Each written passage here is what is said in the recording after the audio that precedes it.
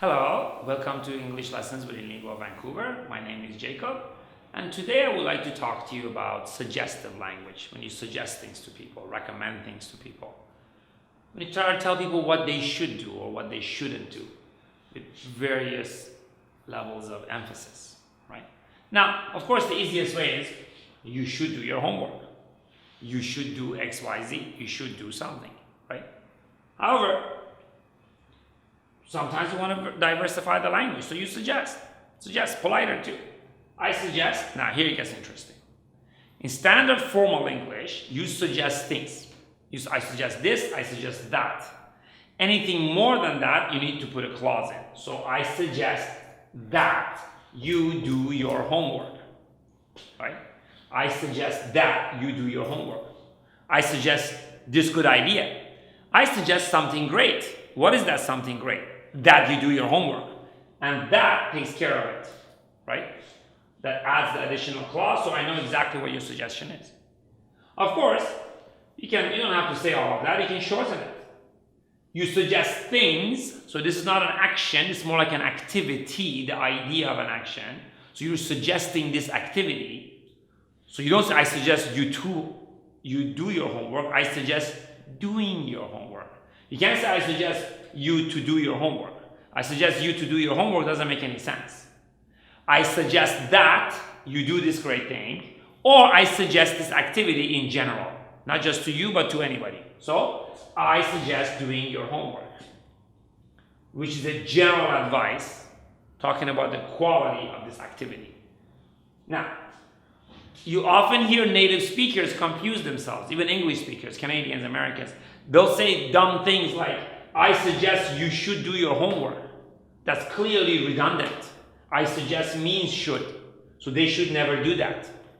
And I suggest that you not follow their mistakes. I also want you to notice something here. I suggest that you do your homework. I suggest that you, let's say, put something negative there. If I want to put something negative there, I cannot say don't, right? Let me show you with the should verb, right? You should not lie. You shouldn't lie. It's not a good thing to do. You should be honest, right? I suggest that you not lie. Nothing changes. Because in a sense, this is exactly the same as this. The expression you should is the same as I suggest that you. Try to make that equation in your head. You should means I suggest that you. So anything you add after should be exactly the same. You should not lie. I suggest that you not lie. I suggest that you not lie. So let's talk about something more. To be on time. You should be on time. Base verb, right? I suggest that you be on time. So you see, these two are completely interchangeable. And the grammar that follows, I suggest that you, follows the same as this. And of course, as I explained so briefly a second ago, with the negatives, it follows the same format. So I suggest not being late. I suggest that you not be late, which is the same as saying you should not be late, and the grammar follows, right? Now, one last thing I wanted to bring to your attention is that these are not the only verbs that follow this. Any verb can mean should, not any verb, but many verbs can mean should in the right context. I've brought 4 here just for your viewing pleasure. The first one I have is insist. I insist that you take grammar a little bit more seriously. I know that nowadays many people,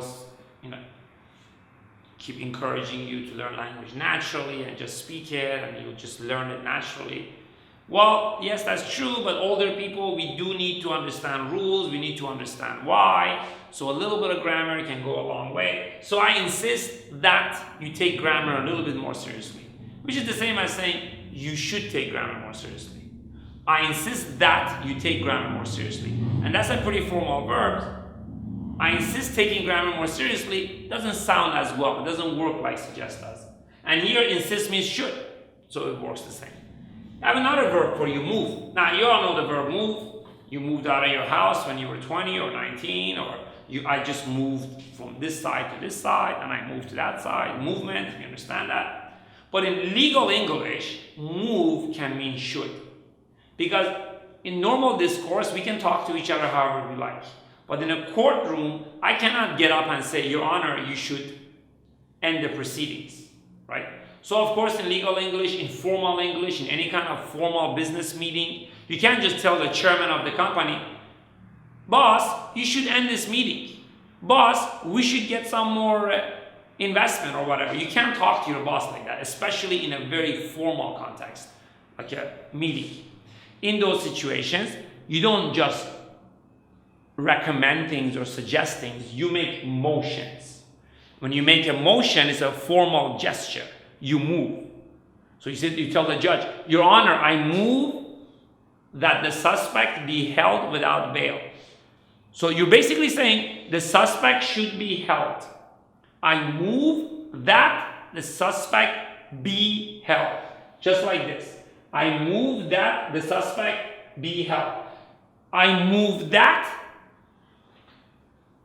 is replacing you should. It's doing the same thing. And with these ones, there is no easy way. I move delaying the trial. No.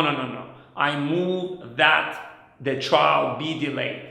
I move that we end the negotiations. I move that we consider these options.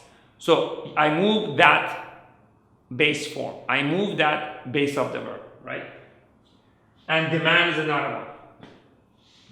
I demand that we end this video. The grammar is giving me a headache. That means you're really, really frustrated. You can't take it anymore. It's the strongest way you could say should, but you say demand. The formal structure is the same. We should really stop making this video. I demand that we stop making this video. When I say I demand, it's very forceful. But the grammatical structure is the same as saying you should do something. I demand that you end this video. And of course, I brought one last one, advise. In the formal sense, advise will actually take the same form as all these other verbs. So you should come to Vancouver and go to inlingua because it's a good school. I advise that you come to Vancouver and attend inlingua.